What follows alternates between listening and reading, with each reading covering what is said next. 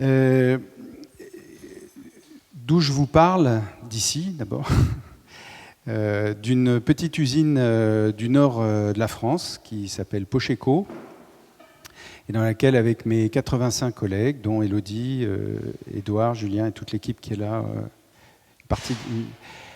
depuis 1928, on fabrique des enveloppes en papier. Et c'est un métier qui n'a pas d'avenir avec la survenue du numérique. Depuis une trentaine d'années, on nous explique qu'on va disparaître. Avant ça, on nous expliquait qu'on tuait la forêt. Si vous êtes venu pour faire une dépression nerveuse, vous êtes au bon endroit. Et donc, cette petite usine s'est fixée un triple objectif il y a une trentaine d'années, que je vais synthétiser et dont je vais vous dire quelques mots en 20 minutes. Il s'agit d'entreprendre sans détruire, il s'agit de produire sans laisser de traces, et en fait il s'agit de renouer avec le vivant. Alors, ça peut paraître un peu ambitieux, mais entreprendre sans détruire, c'est contradictoire avec la théorie de Schumpeter dans les années 50, qui surgit dans l'industrie et qui est la destruction créatrice. Tout le principe du capitalisme contemporain et depuis 150 ans est construit sur la destruction créatrice. Si on a écouté Alain Renaudin, qui nous accueille au Biomime Expo cette année et qui a créé cette formidable occasion de se rencontrer, le vivant nous a précédés, est beaucoup plus complexe et c'est parfaitement fonctionné sans tomber sur un système d'accumulation de déchets et de destruction. Donc on sait, sur entreprendre sans détruire, pour nous, petite entreprise industrielle, c'est une feuille de route. Et ça fait 30 ans que c'est notre feuille de route. Et donc, à l'origine, on a cherché et on a trouvé des manières d'entreprendre sans détruire, de s'appuyer sur des ressources les plus naturelles possibles. En l'occurrence, la forêt. La forêt qu'on a trouvée est une forêt où à chaque fois qu'un arbre est coupé, 4 sont replantés dans le respect de la biodiversité des espèces. Et dans les 60 ou 80 années qui vont suivre, l'ensemble de cette forêt se développe parce qu'il y a en moyenne une dizaine d'arbres qui repoussent à l'endroit où il y a eu préalablement une coupe d'éclaircie. Donc, l'idée de base qui consiste à entreprendre sans détruire, si je fais l'analyse du cycle de vie d'une enveloppe, mais en fait je réalise un truc, je profite du fait qu'on a des gens qui arrivent maintenant pour faire une première mini-pause, parce que je suis en train de me rendre compte qu'un grand nombre d'entre vous ne savent pas de quoi je parle. Une enveloppe. C'est la deuxième vanne depuis tout à l'heure. J'ai fait un gros travail de recherche pour essayer de vous faire rire. C'est tout à fait raté, je sais. En même temps, bon, c'est pas mon travail, c'est pas mon métier. Merci d'être là, merci beaucoup. Installez-vous, il y a des places devant, je postillonne beaucoup. C'est la troisième. Merci aux courageux. Si vous avez des parapluies, venez devant. La forêt dont on parle est une forêt en Finlande. Il se trouve que les fibres dont on a besoin pour fabriquer ces enveloppes, qui sont des enveloppes pour un usage industriel, et l'association de ces fibres nécessitait du pin, du sapin, du bouleau, et on ne trouvait pas ça ailleurs. Mais l'avantage est donc que depuis 30 ans, on a directement contribué à la replantation de 3 564 000 arbres dans cette forêt. On a contribué aussi directement au fait d'en couper 350 000. 1 pour 10. Ce qui fait qu'aujourd'hui, notre petite usine qui cherche à entreprendre sans détruire, notre petite usine absorbe plus ou moins 56 000 tonnes de CO2 chaque année. Si je fais maintenant le bilan carbone strictement de cette enveloppe, il est de 3,6 grammes, selon le travail du bilan carbone, dont vous savez que la technique est maîtrisée et qu'elle a été créée par l'ADEME. Le courriel, donc son avatar virtuel à cette enveloppe, c'est 9 grammes, nous dit l'ADEME. Donc presque 3 fois plus que cette enveloppe. Si je charge cette enveloppe avec un pli, ce qui est son rôle, transporter un message, elle pèse 17 grammes de CO2 contre 35 grammes pour un courriel chargé. Donc, il n'y a strictement aucun doute, l'enveloppe ne remplacera pas le courriel dans l'avenir. Ça va moins vite, c'est moins souple, mais clairement, sur le plan de la compétition, sur le CO2 émis pour la production, c'est ça qui gagne, ce produit-là. Notre travail a donc été facilité par cette réalité qui n'est pas une opinion. On a la liberté d'opinion. Ce n'est pas une opinion. C'est une information, elle est contrôlée via le bilan carbone et l'analyse du cycle de vie. Et donc, sur la base de ce travail de sérieux et de travail sur nous-mêmes, on a essayé de prendre les synthèses des rapports du GIEC, chez Pocheco, comme une feuille de route pour entreprendre sans détruire et pour produire sans laisser de traces. C'est toujours facile de demander aux gens qui fabriquent la matière première qu'on utilisera d'être vertueux. Et on l'a fait. On leur demande, pour le papier, de couper un arbre et d'en replanter 4 pour en laisser repousser 10. On a changé les encres, les colles. Donc les fabricants en amont de notre production ont tous été sollicités pour produire des ressources que l'on puisse utiliser sans que ce soit toxique. Mais il fallait aussi qu'on se pose la question sur nous-mêmes. Un des sujets, me semble-t-il, les plus rassurants, c'est quand on peut pratiquer soi-même ce qu'on recommande aux autres. C'est-à-dire que, si je me résume, moi qui suis là devant un micro ce matin, plutôt que de faire des longs discours, essayer de produire les efforts nécessaires au changement qu'on appelle tous de nos voeux quand on est préoccupé par la préservation du milieu naturel ou de la santé humaine. Comme on est préoccupé par la préservation du milieu naturel ou de la santé humaine, on doit, et on peut, c'est la bonne nouvelle, choisir de changer tous nos actes et toutes les matières premières qu'on utilise. Et depuis 30 ans, avec mon équipe de 80 à 85 personnes, chez Pocheco, c'est ce qu'on a fait. Donc, entreprendre sans détruire. Alors, là, au micro, avec juste une image qui n'est pas là, d'ailleurs, si, celle-là, oui, c'est le site qui est aquarellé là, par un architecte qui a fait le dessin vu d'en haut. Comment il a fait pour la voir d'en haut? Je sais pas. C'est de la technique, ça me dépasse. Il s'agit de faire et de dire, hein, mais d'agir. Et donc, on a développé, c'est une vieille usine, elle date de 1848, on la rénove progressivement. L'entreprise elle-même existe depuis 1928. Je n'en suis, merci beaucoup, pas le fondateur. J'essaye, je regarde un monsieur qui a l'air de sourire à peu près quand je fais mes vannes, donc ça me soutient énormément. Je suis un grand timide et du coup j'avais ce matin une envie de foutre le camp, de partir en courant. Je vous ai fait une enveloppe en peau de zèbre. Ça n'a rien à voir avec ce que je suis en train de vous expliquer. C'est pour dire qu'on n'est pas écolo qu'à moitié. Là, on tue des zèbres et on fait des enveloppes avec. Bon. Produire sans laisser de traces, ça passe d'abord par la question du savoir-faire technique de l'équipe, de comment on va changer tous nos gestes. Il faut bien... moi, je me marre, mais les gens de l'usine, pas du tout. C'est toujours la même histoire. Et donc, ça a été tout un chambardement à chaque fois qu'il a fallu changer tous les produits. Mais il y avait un double avantage qu'on n'a pas tout de suite vu.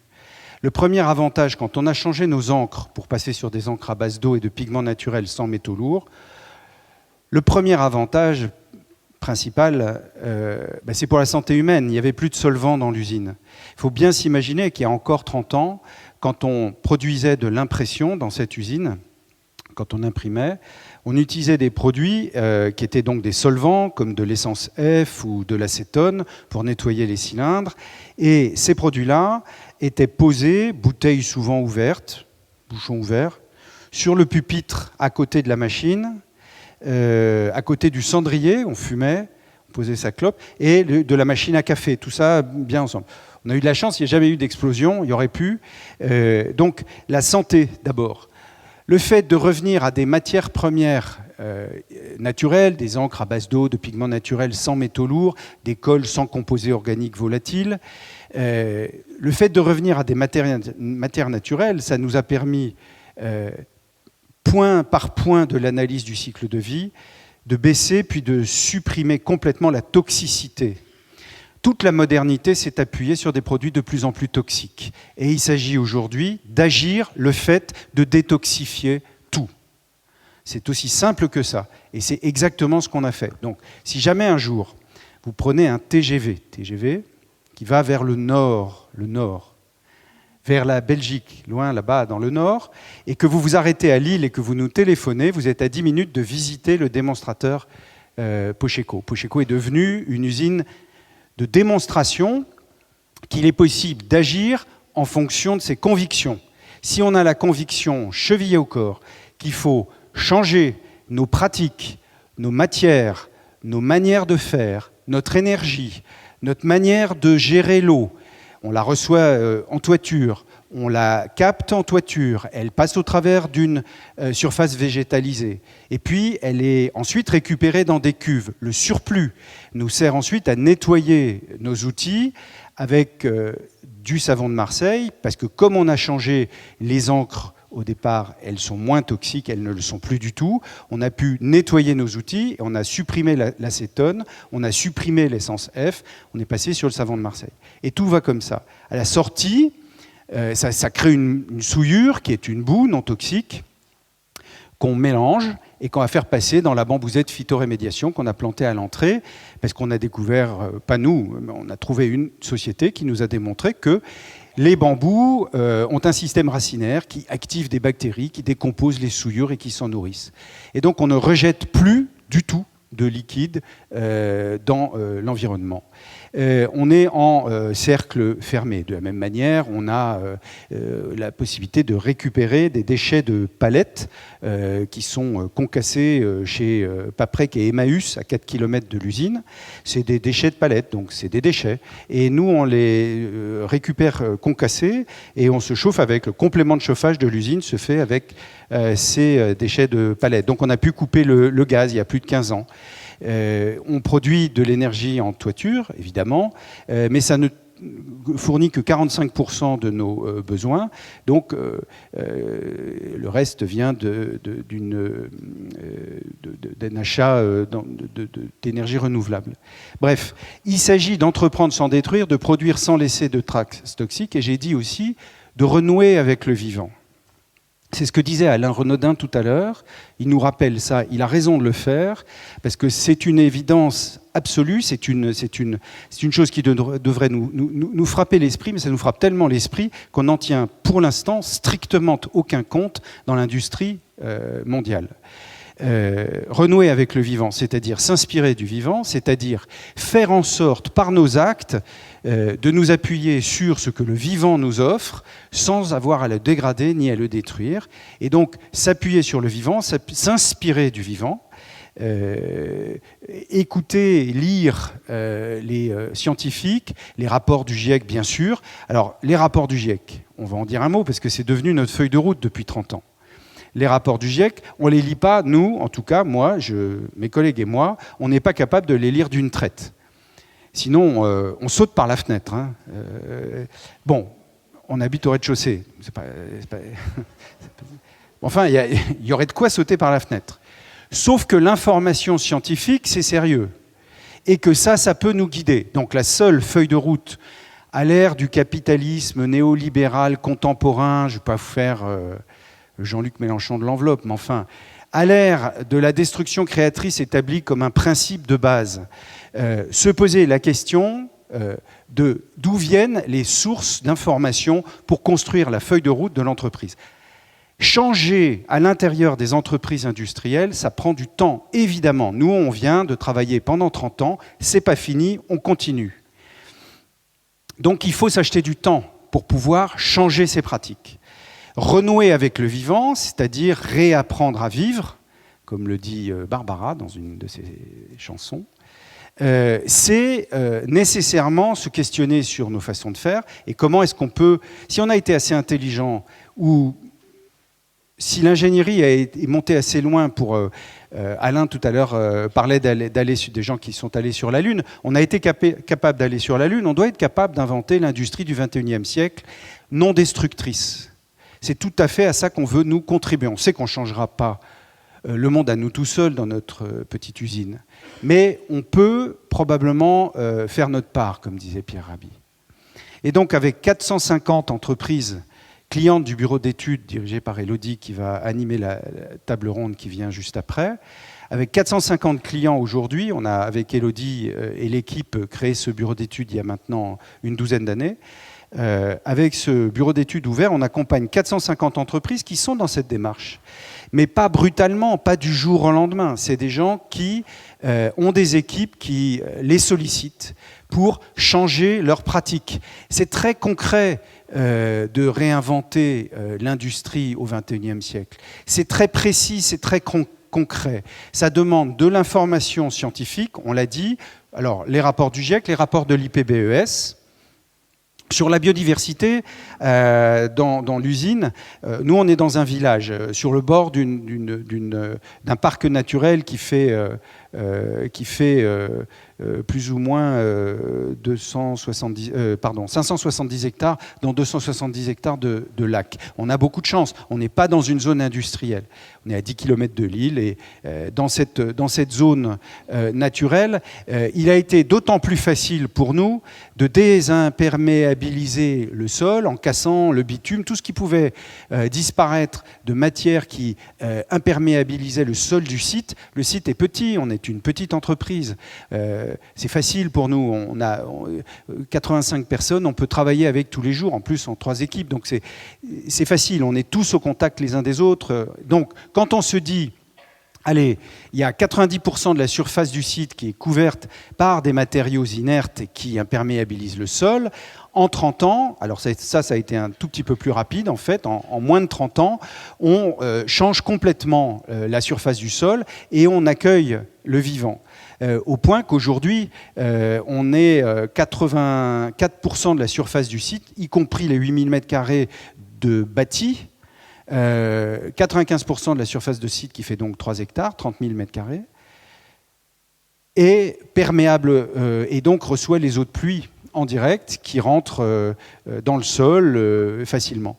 175 espèces de plantes répertoriées par Julien, Pierre, Bastien, Édouard et les collègues d'Élodie et les écologues. 175 espèces de plantes sur le site de Pocheco. Toute la toiture est végétale et tous les alentours sont libres de se déployer. 95 espèces d'insectes, dont un certain nombre d'espèces rares. Je ne sais plus combien. Je crois qu'on est à 48 espèces d'oiseaux répertoriés. On vient de gagner le prix de la LPO, le Macareux d'or cette année, c'est attribué à Pocheco, pour signaler qu'on a créé les conditions du plus gros nichoir pour le Nord-Pas-de-Calais. La performance, on s'en contrefout, c'est bien clair, mais c'est juste pour signaler que ça, c'est l'effet de peu de gestes. Et si on a été capable de le faire dans notre marché en effondrement, sur cette petite usine où on avait le savoir-faire pour produire des enveloppes et pas d'autres savoir-faire, si nous on a été capable de le faire, probablement c'est une possibilité qui s'ouvre à beaucoup d'entre nous, à condition de le décider. Donc ce qui changera tout, c'est de renouer avec le vivant, donc de lire aussi les rapports de l'IPBES, et puis de marcher dans le jardin, et d'aller faire le tour pour découvrir qu'on a aussi une dizaine de batraciens sur place, Et puis on a répertorié, je crois, une quinzaine de mammifères, dont des chauves-souris. Je crois qu'il y a plus de 8 espèces de chauves-souris qui nichent. C'est-à-dire que si vous venez nous voir, vous constaterez que sur un des murs qu'on a été obligé de reconstruire après l'incendie de 2012, qui a détruit 30% de la surface du site, ici, au lieu, ce bâtiment qui est un bâtiment de logistique qui fait 12 mètres de haut, au lieu de le barder avec du métal comme d'habitude, on l'a bardé avec du bois de mélèze, mais on l'a ajouré et on a dessiné pour que l'ajourement, un jour je parlerai de la France, ça sera mieux. Et donc il y a un jour, entre les plaques de mélèze qui sont soit sur le plat, soit sur la tranche, et on a reconstruit tout ça du mélèze qui vient du Massif central, et du mélèze qui nous intéressait parce qu'il est très résistant aux attaques de bêtes ou à l'humidité, donc il ne pourrit pas. Et dans ce mélèze, en fait, niche un certain nombre d'espèces de chauves-souris, mais des oiseaux. Alors on trouve aussi bien le troglodyte mignon que le pouillot véloce, le moineau commun. Enfin, je pourrais faire la liste, mais on en aurait pour 2 heures. Or, il me reste 3 minutes pour tenir le délai. 3 minutes qui me... Je vais parler plus fort que l'autre parce que commence à bien faire. Hein ? On est là pour être robuste. Merci d'avoir prêté votre bienveillante attention ce matin au récit de cette usine. Je vous rappelle que si vous avez envie de continuer cette conversation, ça ne sera pas avec moi. Je suis trop cher pour vous. On ne fait pas rien sans rien, mais mes collègues du bureau d'études ouvert à côté du stand du CIBIOS, si vous nous faites l'amitié de votre visite, on sera très heureux de vous montrer quelques exemples de ce que, avec les entreprises qui s'engagent à nos côtés, je pense à GRT Gaz, mais il y en a beaucoup et je vais forcément vexer les gens que je n'aurais pas cités, comme il y en a 450, je suis mal barré. Donc j'ai vexé 449 personnes qui représentent des entreprises qui, dès cet instant, ne sont donc plus clientes chez Ouvert. Donc s'il y a là d'autres bureaux, je vous en prie. Le seul bureau au monde qui dispose de son démonstrateur d'économie, puisque nous avons appelé ça faire de l'économie, c'est le nôtre chez Ouvert. On vous démontre qu'il est possible de tout changer. Merci beaucoup de votre bienveillante attention.